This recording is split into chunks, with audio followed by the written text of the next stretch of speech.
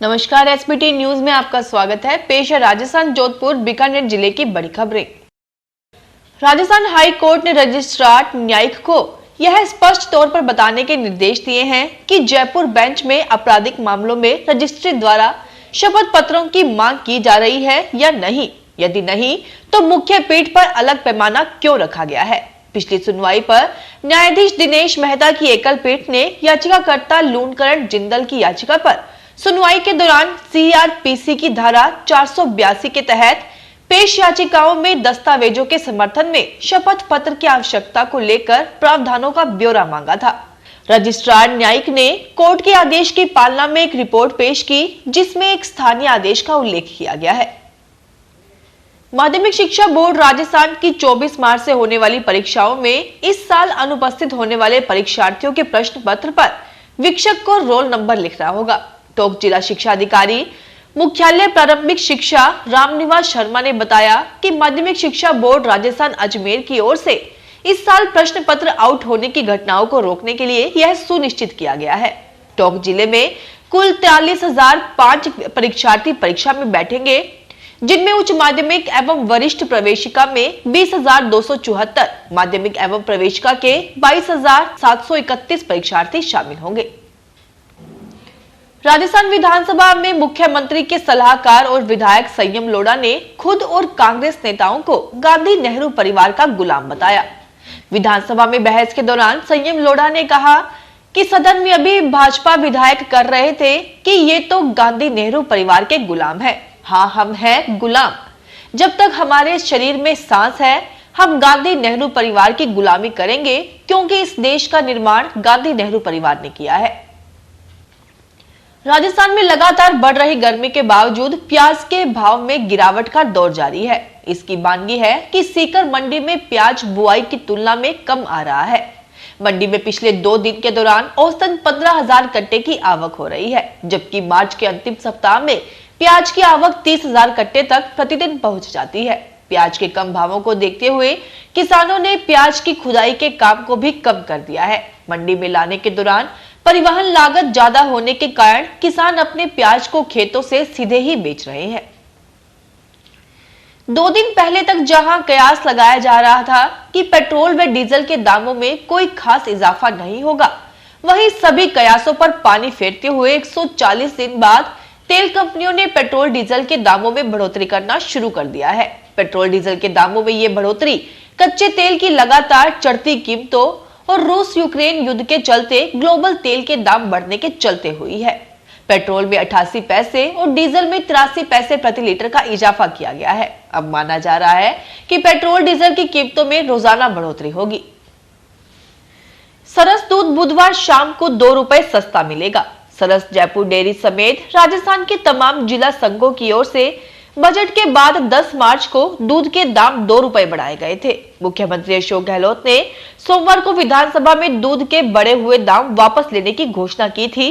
साथ ही डेयरी प्रशासन के इस कदम पर नाराजगी जताई थी। राजस्थान कोऑपरेटिव डेयरी फेडरेशन के महाप्रबंधक ने जयपुर समेत 23 जिला दुग्ध संघों को मंगलवार को आदेश जारी किए हैं। नेशनल लॉ यूनिवर्सिटी जोधपुर में कुलपति को लेकर विधानसभा में बहस और विवाद के बाद संशोधित बिल पारित कर दिया गया। एनएलयू जोधपुर में कुलपति का कार्यकाल और रजिस्ट्रार पर प्रावधान बदला है।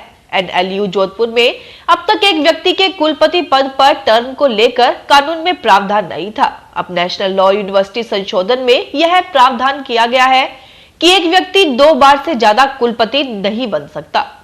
70 साल की उम्र से ज्यादा का व्यक्ति भी कुलपति नहीं बन सकेगा। बीकानेर में सिंथेसिस इंस्टीट्यूट द्वारा संस्थान के होनहार छात्र छात्राओं के लिए जिनका प्री मेडिकल नीट प्रवेश परीक्षा, जेईई और अन्य प्रवेश परीक्षाओं में चयनित हुए थे, उनके लिए ज्ञानोत्सव के नाम से पारितोषिक वितरण, सम्मान समारोह एवं सांस्कृतिक कार्यक्रम रविंद्र रंगमंच में आयोजित हुआ। बीकानेर में बिजली उपकरणों के आवश्यक रखरखाव के लिए 23 मार्च को विभिन्न क्षेत्रों में सुबह 7 से 9:30 बजे तक बिजली आपूर्ति बाधित रहेगी। बीकेईएसएल के सहायक अभियंता के अनुसार इस दौरान महावीर चौक, भट्टड़ स्कूल के पास, विद्या विहार स्कूल के पास, हरिराम जी गौशाला, रांका चोपड़ा मोहल्ला, मालू गेस्ट हाउस के पास क्षेत्रों में बिजली आपूर्ति बाधित रहेगी। राजस्थान की पहली से 5वीं तक के स्कूल्स में नए टीचर्स की नियुक्ति अप्रैल के दूसरे और मई के पहले सप्ताह के बीच हो सकती है।